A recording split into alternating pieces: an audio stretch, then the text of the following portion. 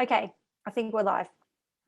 So welcome to my Navigating Deep Waters video series, and I'm so excited to have the lovely Raquel Dubois on today. Raquel is what's called a somatic psychotherapist, which means that she works with, rather than working with, a lot of psychotherapy is about working with the brain and with our thoughts and with, positive thinking. And when I studied my psych degree, a lot of the focus was on cognitive behavioral therapy, which is about changing your thoughts to change your emotional state. And for me, that never, ever worked. And Raquel works the opposite way, which is where she works from regulating the body and helping to manage the state of the nervous system and the body, which then helps the thoughts and the emotional state. So it's kind of backwards from a traditional psychology point of view. But for me, it was a real missing link. So I've been working with Raquel for a couple of years now, helping to regulate my nervous system.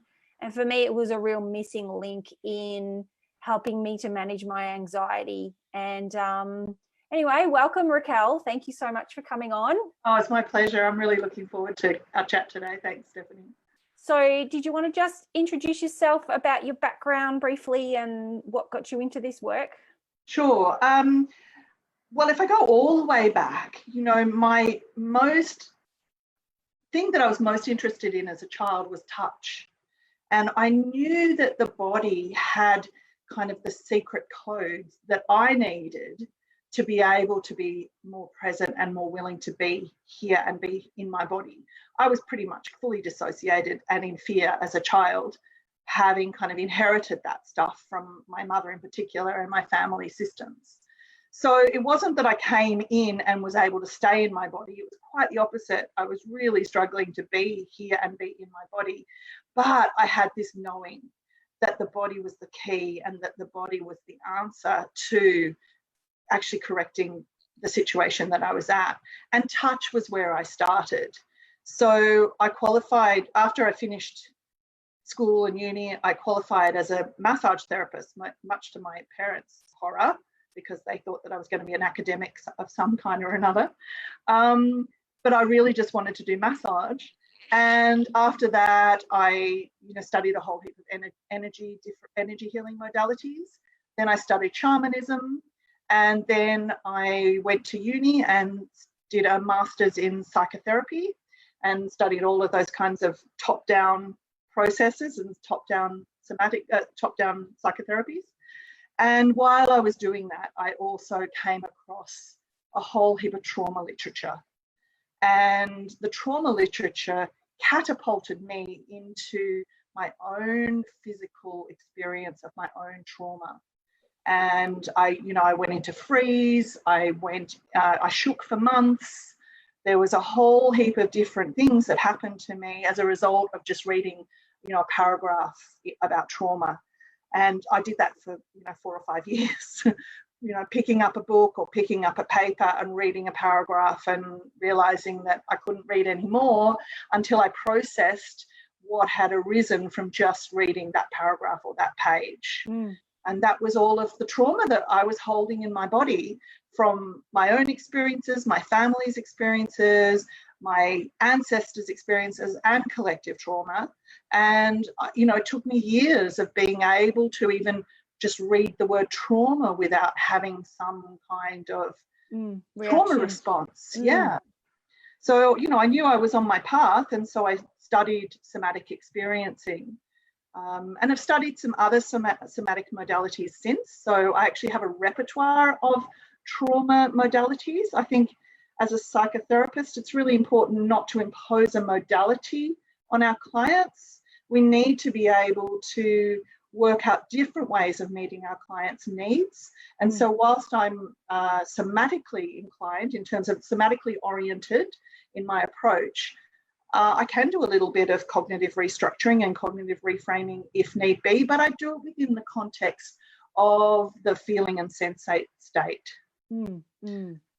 So that's my kind of history in brief. Trauma is kind of the main area that I focused on, but we might want to even say reframe trauma as being dysregulation of the nervous system. And so that means we're all in a place where we're trying to find regulation, and once, you know, when we hit a patch of dysregulation, we're then trying to find ways of returning to regulation, so that we're not actually awakening that dormant trauma physiology. Yeah, something that that I've learned is that your body can be holding a lot of trauma, and my previous relationship with the word trauma was that you were being through a really traumatic event, like, you know, a near-death experience or a terrible illness or a horrible event like a rape or something like that. But what I learned from what you taught me was that our nervous systems can be holding trauma from being an overachiever, from consistently trying to be really busy and be perfectionistic. And, you know, that's definitely a pattern of mine, is to be trying so hard and being really busy and go. And so did you want to grab out that and grab that toy out and talk about how, so this is a really beautiful demonstration that Raquel showed me about how the nervous system works. This is called a Hoberman sphere, and it's a child's toy, and it comes in kind of different sizes, but it's a really good way of demonstrating, you know, the pattern of our nervous system. And, you know, our nervous system is always in a process of expansion and contraction. So it's always, you know, unless we're dead, it's going to always be expanding and contracting, just like our lungs do. Okay, so if we see our nervous system as always dynamic, as always in a state of flux, and what we want to do is be able to keep those expansions and contractions quite smooth. Now, what happens often in our overdone world is we're often at this point of, you know, expansion, which is not at maybe, you know, like here is our full expansion. That's like way out there, and you can get locked in that place. Like you can't actually unlock from that unless your system actually shuts you down. Now, if that happens to us because, you know, suddenly we're forced into a collapse, which will happen because our body has to have periods of rest. So we're forced into a collapse, you know, then our system won't open very much. Like it's going to keep moving. So it has that little, you know, something going on there because you're still alive and breathing, but it's, you know, it might be super slow. Like, you know, you know, who knows what rhythm your rhythm is. It might go into a super conservation free state, or it might go into this kind of hyper but completely contracted state, which is an extremely tight and contracted place to be, where you can't open to any new experience. And if we can't open to joy, or we can't open to beauty, or we can't open to love, or anything else, because the nervous system is sending us messages, no, stay here, stay safe, don't change, then we're actually going to stay in a state of stable dysregulation. So we're going to feel okay because we feel stable, because nothing's changing.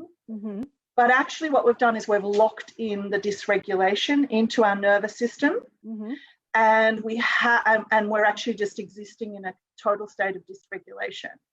The only way to actually kind of survive or get through that is to then completely disconnect from ourselves, from the people around us, from our community, from the world, from the environment, from everything. We actually have to basically dislocate our heads from our bodies and go around as walking heads as best we can to be able to survive that state of lockdown dysregulation. Right. So is that what a lot of people are experiencing right now, with the shock of suddenly losing their livelihoods, you know, the fear of dying, getting sick, Yeah, I certainly think we're looking at a big risk of that. And, you know, like it's human nature, like it's inbuilt into our physiology to move into a more contracted state when things aren't working, right? Mm-hmm. It's also inbuilt into our physiology for when things aren't working, for us to get a bit dysregulated or for a little bit more chaos in our system. Mm-hmm. But it's also natural for our systems then to want to move towards more organization or more regulation. So from chaos to organization, or from dysregulation to regulation.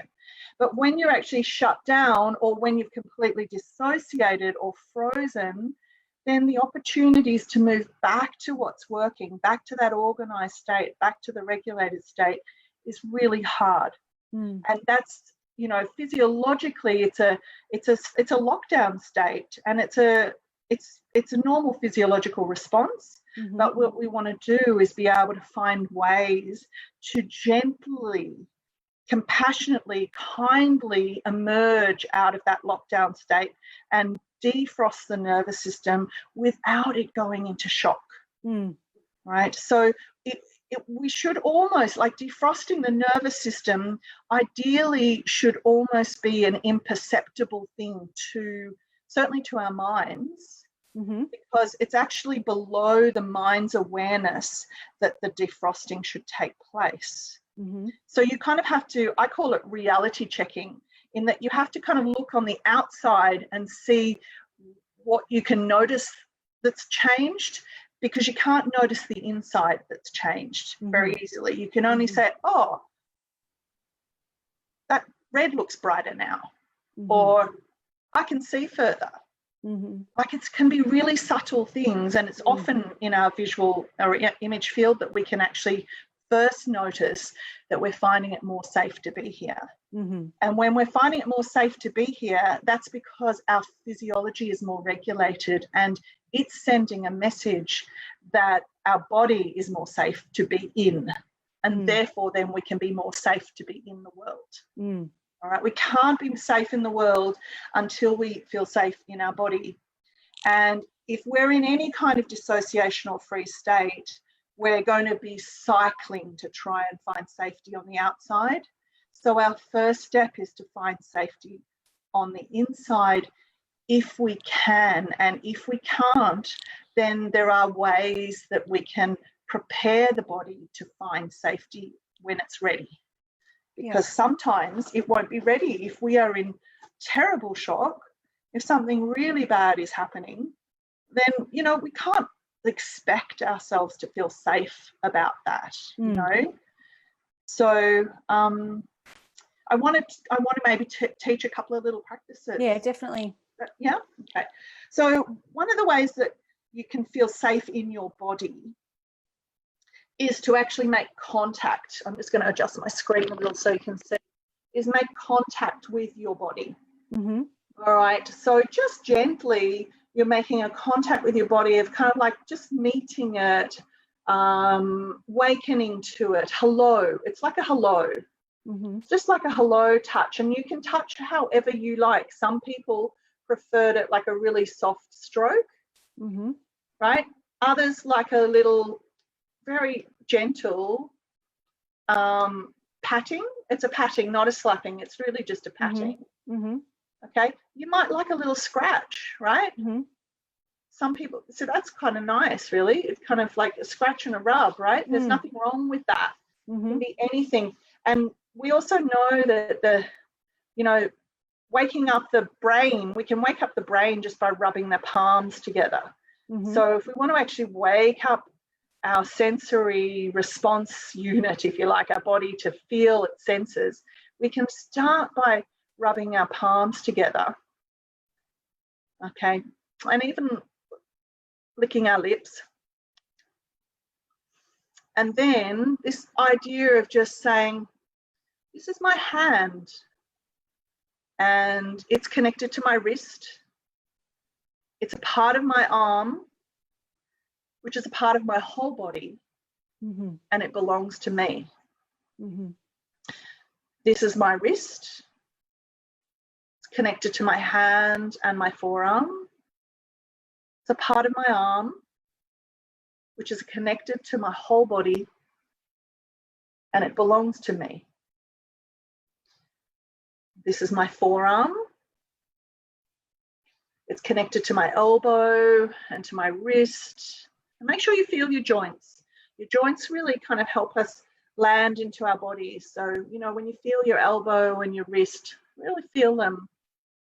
And the bony part of your forearm, when you feel your forearm, as well as the squeezy muscle bits.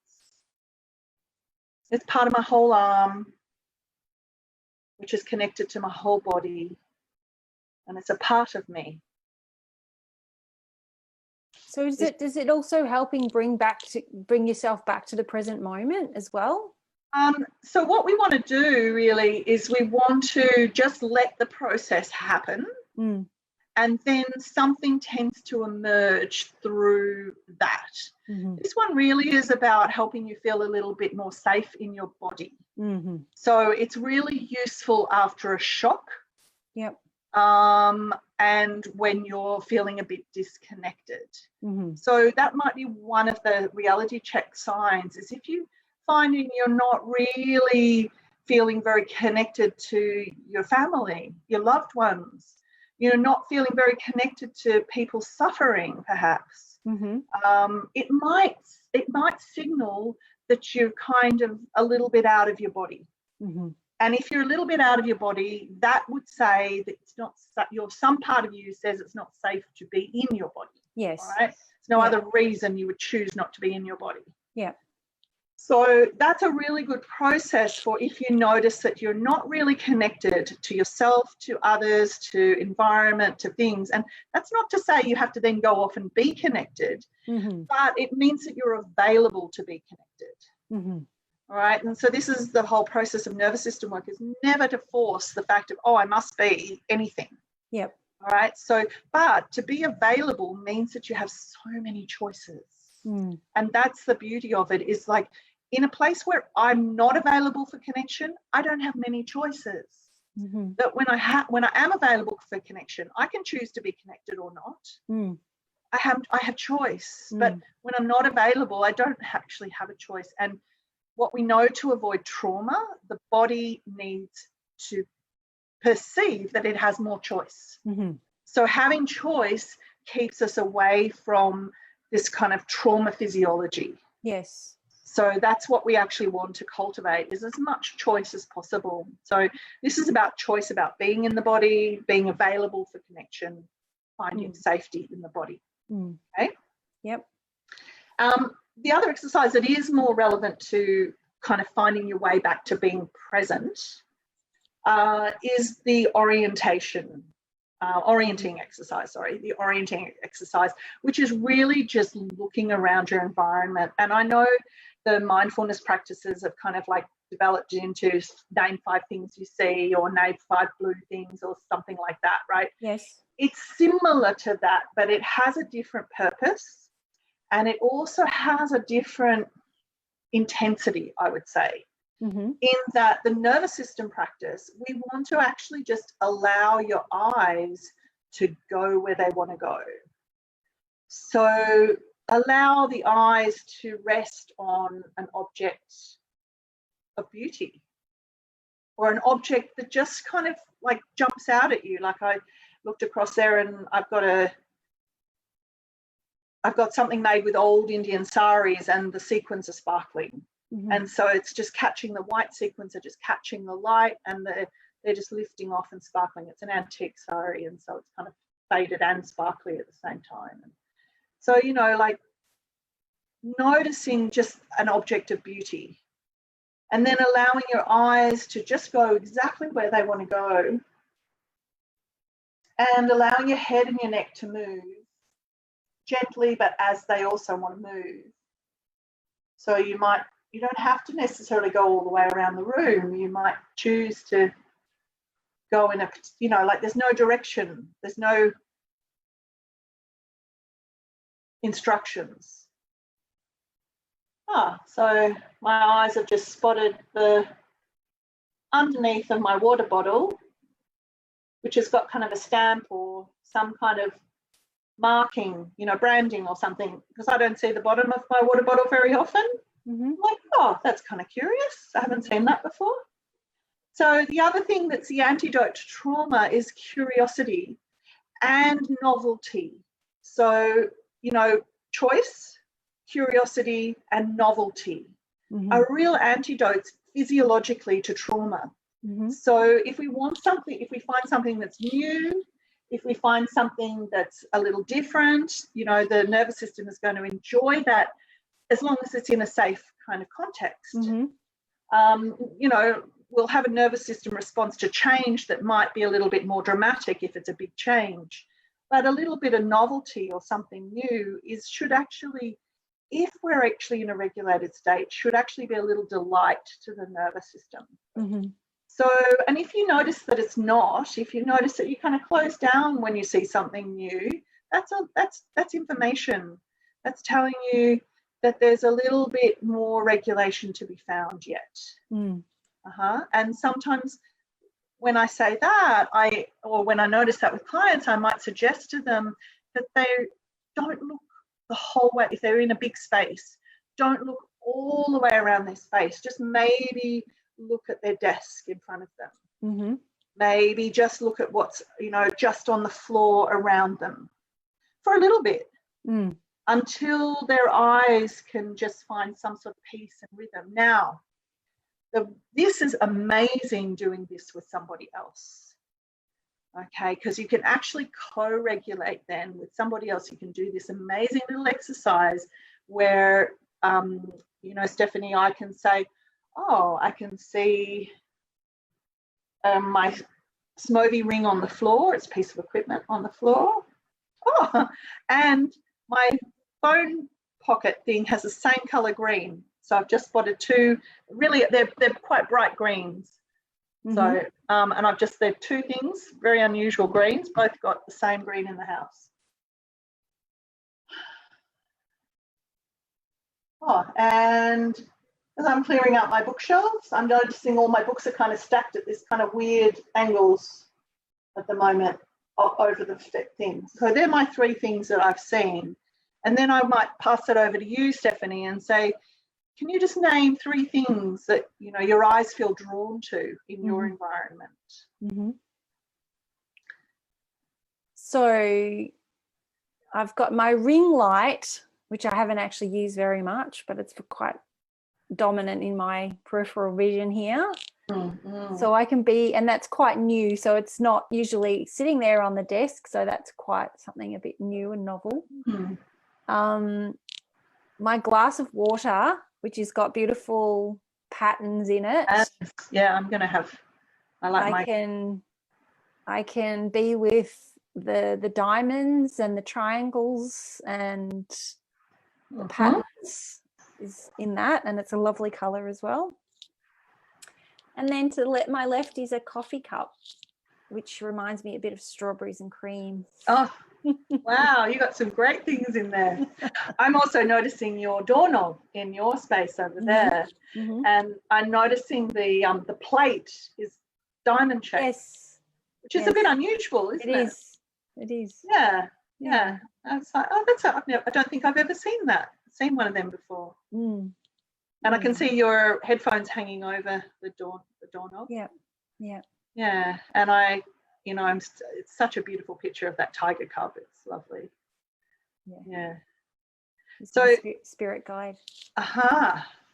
So one of the ways that, you can actually do this, I'll do this for 10 minutes or so with a client, and, afterwards we can feel so peaceful because we've actually regulated with each other. We've co-regulated.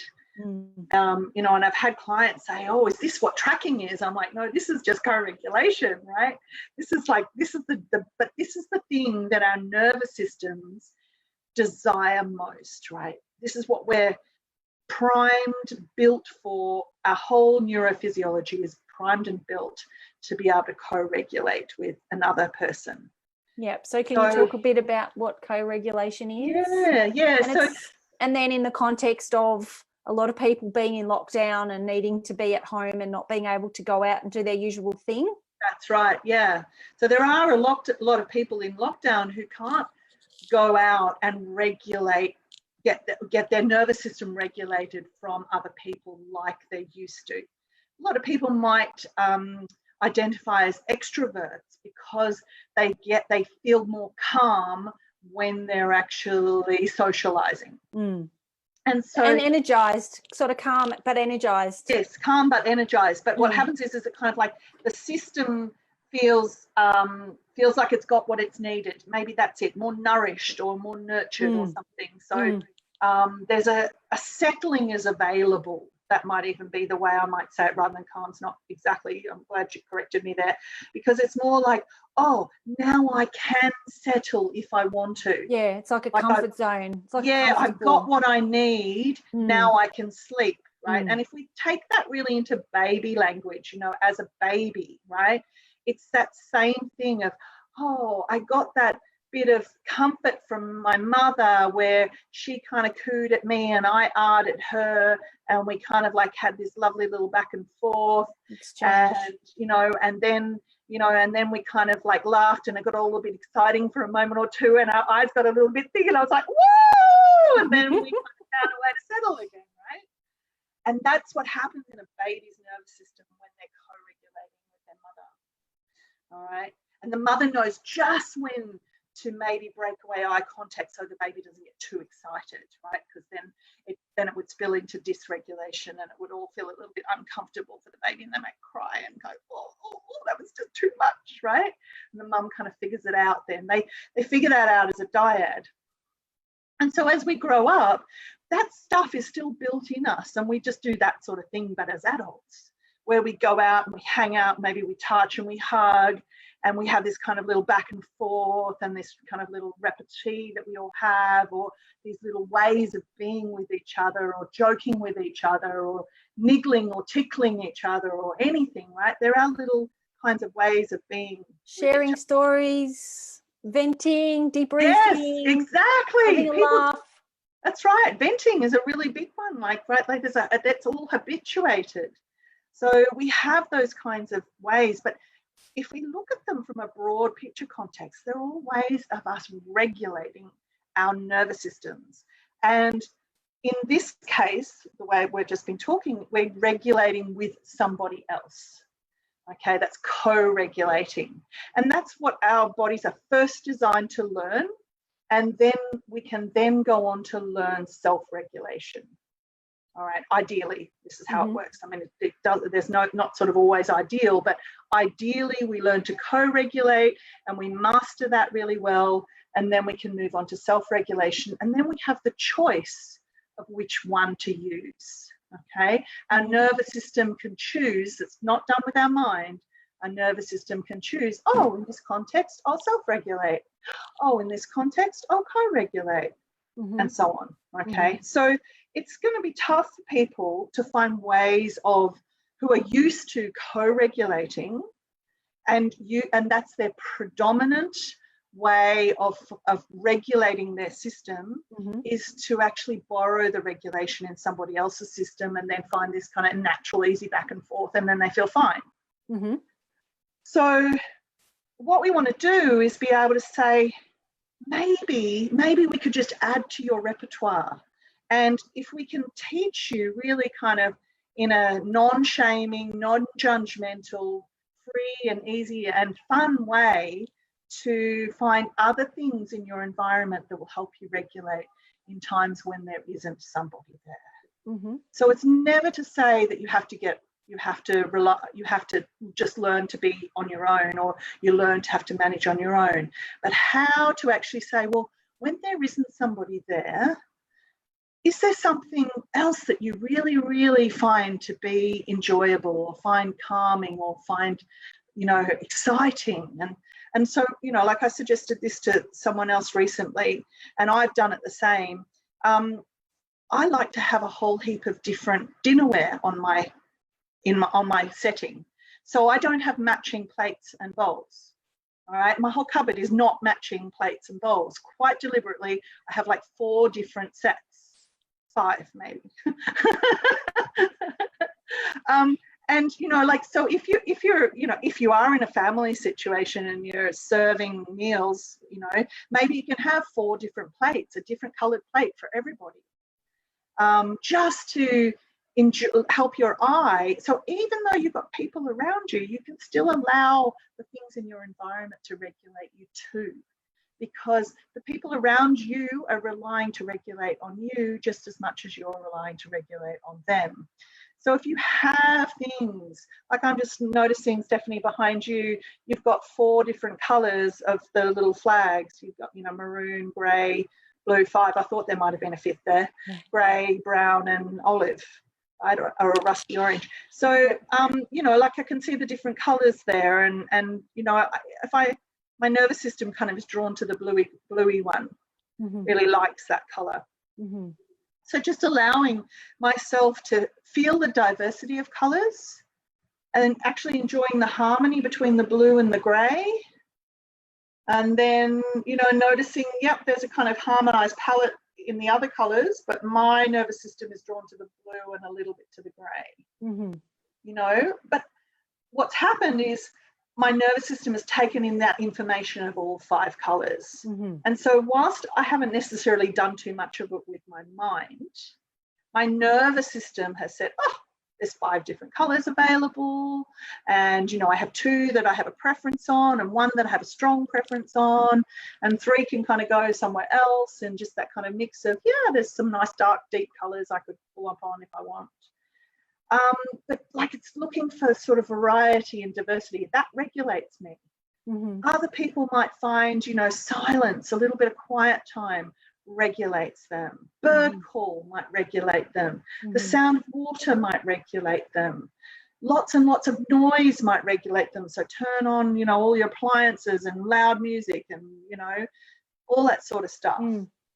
Reading might regulate others. So we don't just have to only use people. We want to actually, it's like having an encyclopedia of regulatory tools, because we're going to need a lot of them. Yeah.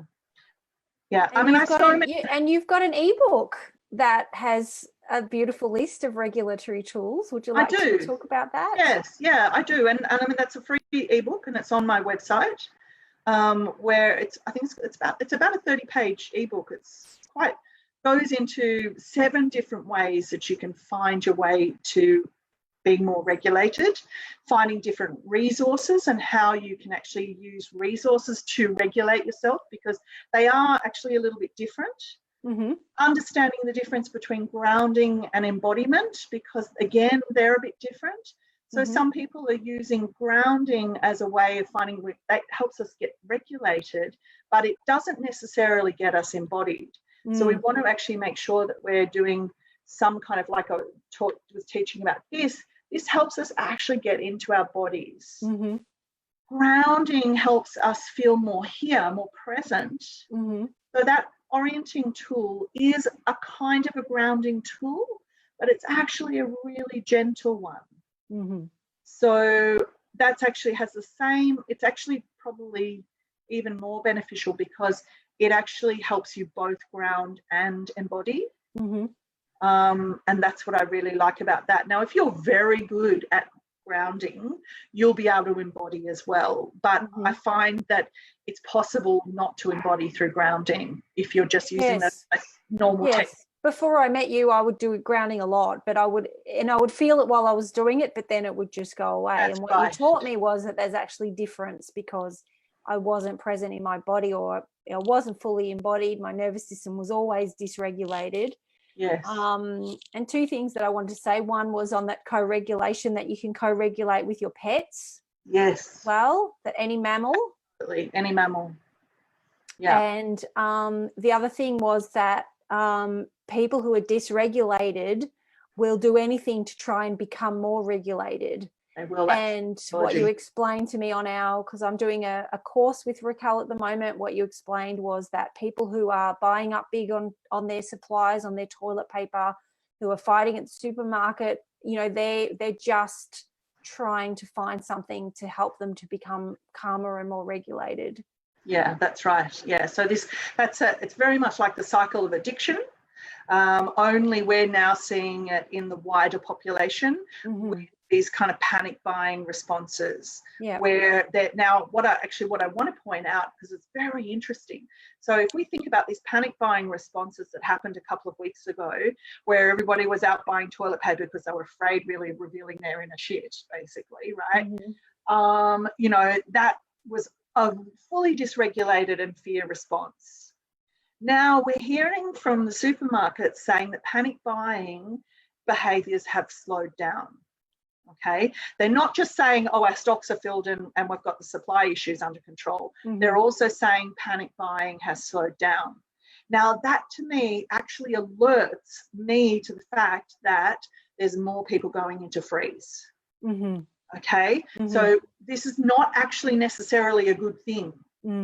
That means that we've got more people who are unable to physiologically feel that they can mobilize to protect themselves when a threat comes, because they're actually feeling overwhelmed by the threat. And it is an overwhelming threat. What we have to do is find a way to have moments where we don't feel that overwhelm, because these things come in waves all the time. And what we want to do is try and calm it down so that it's just literally like a gentle moving of the tides, rather than, you know, bigger waves and you know, larger kinds of currents. We actually just want to have sort of that really gentle tidal movement where, yep, we know we're in a moment where, yep, we feel kind of dysregulated and worried and overwhelmed, and then we find our way back to regulation again. And that's why these particular tools for regulation, we have to just keep practicing them. We have to keep consciously saying, I'm coming back to my natural regulatory state. Yeah. And one of the things I'm really excited about is that you're actually starting a practitioner training course. So for people who are already, what kind of qualifications do people already need to have? They are already healers or... Yeah, the course is designed. Yeah, the course is designed for people who are working in service to support other people. So a lot of healers. I also find it very suits kinesiologists really well, psychics really well, any kind of mind-body practitioner. Also coaches, you know, for business coaches, people who are actually working with women in business in particular, need some of these skills to be able to understand the nervous system and understand, you know, what's normal in a physiological response, and to be able to actually not be overwhelming their clients with, you know, amount of things that they can do. They need to be able to recognize when their client's moved into overwhelm or shut down or needs to actually be helped out of a certain freeze state. So it actually fits with anybody who's working in service. So depending on the context of where they want to use the tools, I'm teaching the tools that they could actually use it as a modality, but also as a framework. So you can use it as a framework and modality, a modality or a framework, right? So depending on what kind of practitioner you are. It's, you know, like I do have people in there who are creatives as well, and who work with using the principles that I teach to actually allow that to inform their creative work, like writing music, those sorts of things.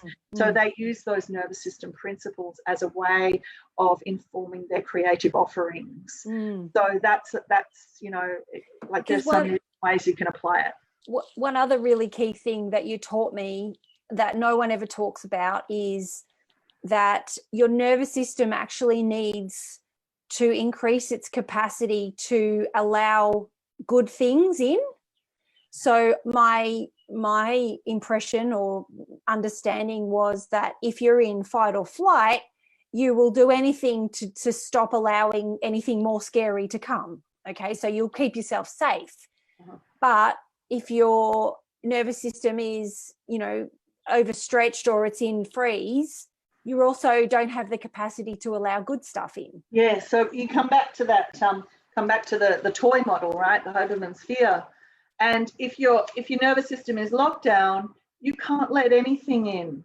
You can't let anything in at all. And so we actually have to find a way to, encourage the nervous system to open a little bit so it will open to life.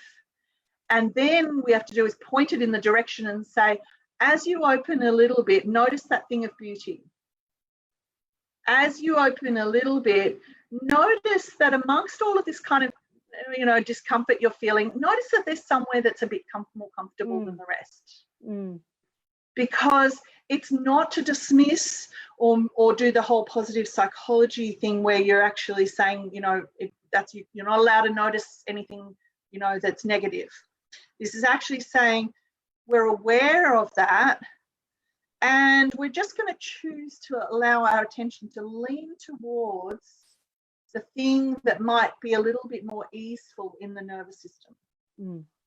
Because when it is more easeful in the nervous system will start to become a little bit more curious about it and the world.